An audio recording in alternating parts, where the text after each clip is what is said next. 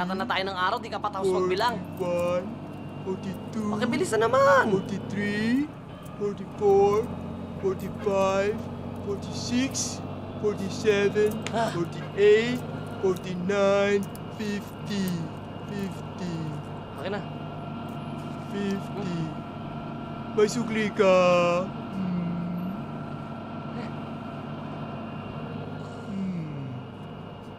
Kaya pala ang bus ninyo walang dumi. Bakit?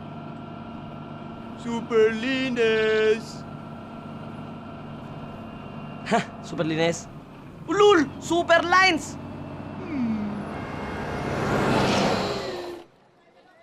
Ragayay! Hayaang ilatig ni Nanjo, kailangan malaman ng tao, ilagay man sa kahit anumang anggulo si Boy Pickup ang laging panalo. Si Boy Pickup laging panalo, lalo kapag nag-init. Wala pa siyang talo, tunay na undefeated. Walang bahay na ni isa, bukod tanging nag-iisa, nangunguna sa paligsahan kailanman ay walang iba. Pangalan ng kampyon. Parang kanyo na pumutok. Boom! Maabot niyo ang buwan na kuha sa isang suntok. Ano? Nakasa ka ba? Alam mo, urangan kita, ha? Gagawin kong isaw ang bituka mo, hayop ka!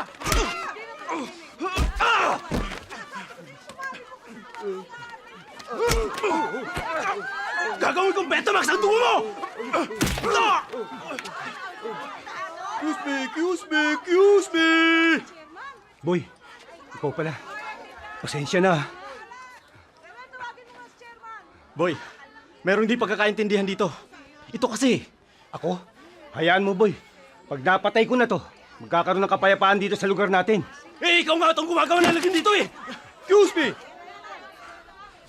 Kung gusto nyo ng kapayapaan, kumain kayo ng isaw. Isaw, dalawaw, tatlaw. Pasalamat kayo, sira ang CCTV. At sa patuloy na pag-ikot ng kapalaran, di alam ni Boy Pickup ang kanyang kapangyarihan ng kanyang mga salita na binibitawan, parang balisong na laging bumabaon.